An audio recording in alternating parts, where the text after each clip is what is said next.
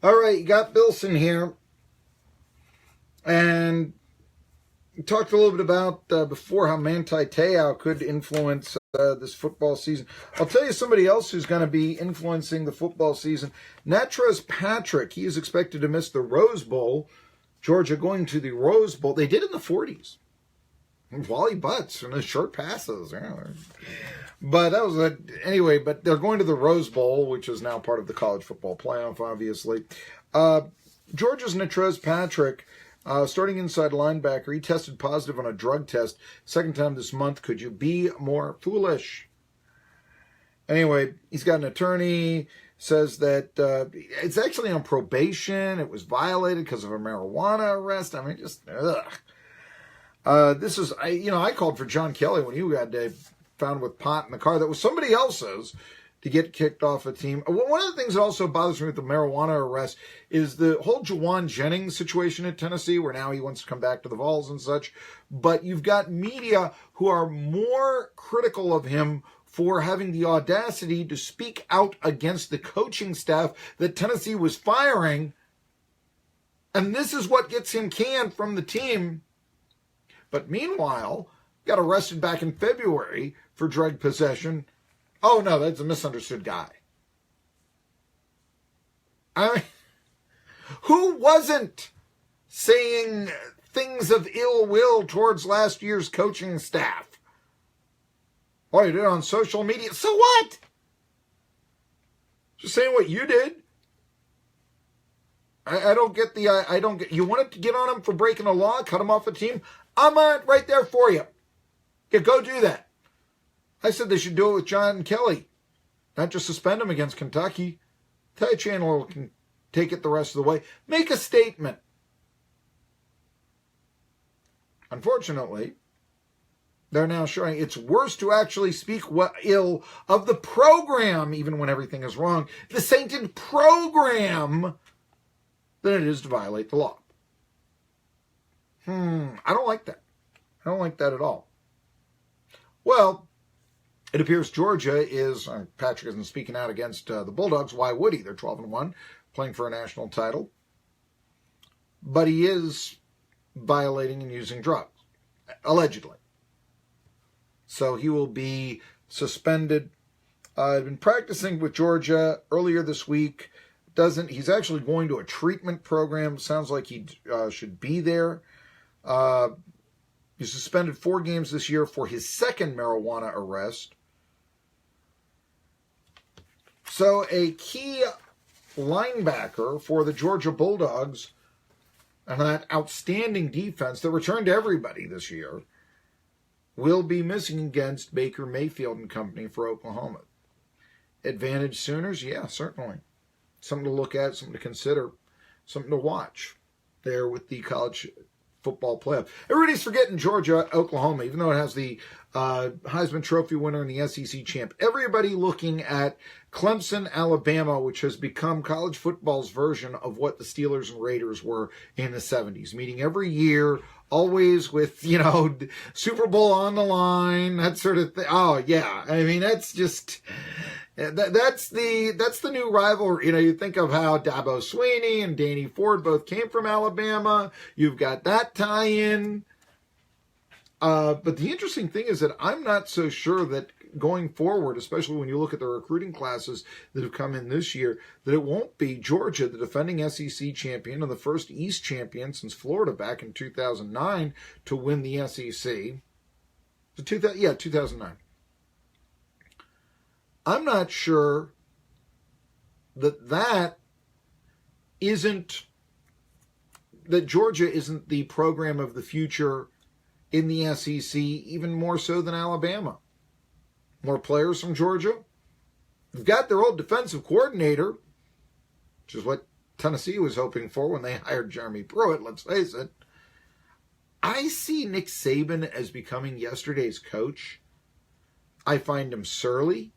I can't imagine that he would be a good closer. I can see where James Franklin at Penn State, that's a good closer, energetic and all this. A lot of people talking well of Jeremy Pruitt. Obviously, Justin Fuente up at Virginia Tech, play a bowl game soon. That's also a closer.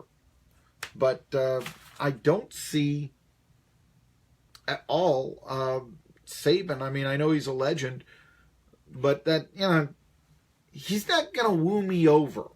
Program will woo me over. Nick Saban won't. And I think and I've talked about this, some of the chinks in the armor, and I'm just looking at some of the things that the anger that he's displayed and sometimes the out and out lying at press conferences. And I look at this and I say, would I want to play there? Would I be interested in going to Alabama when there are, 13 other suitable SEC teams to play for? I don't know.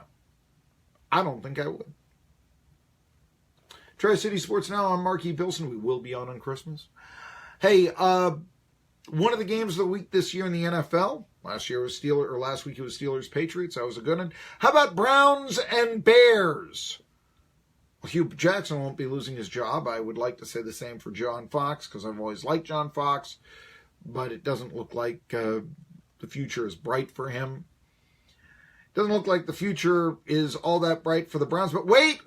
Last year, the Browns won their 15th game of the year. They're starting 0-14. Now they play Chicago. Could it happen again?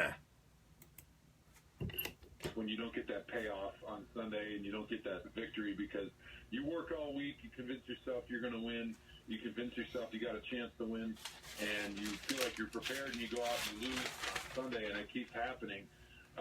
It's really tough to continue to put in that work. Yes, I'm saying, trying to get a list there. You see me reading the Johnson City Press here and such. But yeah, Browns and Bears. Browns finish up with the Steelers. Steelers likely, if they've beaten the Patriots, I've theorized that they might be playing the second stringers, call off the dogs, and the Browns could win their one game that way. But yeah, what do you think is the worst team? The Detroit Lions of 10 years ago that were 0-16, or this Browns team? I actually think it's the Lions, because that Lions team never was competitive in any game. This one, they took the Packers, admittedly without Aaron Rodgers, to overtime. But nevertheless, winless teams, of course, you got the Lions from 10 years ago. The people talk about the Tampa Bay Buccaneers in 76. People forget the 82 Baltimore Colts. Next to last year of the Colts in Baltimore. They were 0-8-1. They actually tied a pretty good Packers team, but 0-8-1. Shortened season that year because of an NFL strike. Other winless teams are going off of memory. The Dallas Texans no, they did win one game. They beat the Bears, right? They beat the Bears on Thanksgiving Day, where the Dallas Texans of 1952. During World War II, the Steelers and Cardinals actually merged. And they had a horrible team that went 0-10.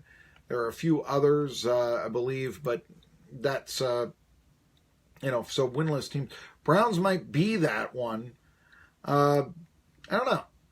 It seems to me like that'd be certainly a dubious distinction. There's the obvious phrase. But nevertheless, just something to watch out for. It makes it very... Otherwise, why would you be interested in Bears and Browns? Think about that. Yeah.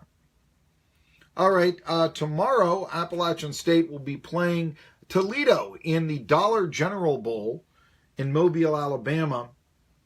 And I do apologize to the Appalachian State fans. We haven't talked a lot about this because, frankly, it's the Dollar General Bowl against Toledo. And I just can't get into that game. I cannot get into that game any way, shape, or form. It's just another who cares bowl. It's one of the reasons why I wonder about whether or not,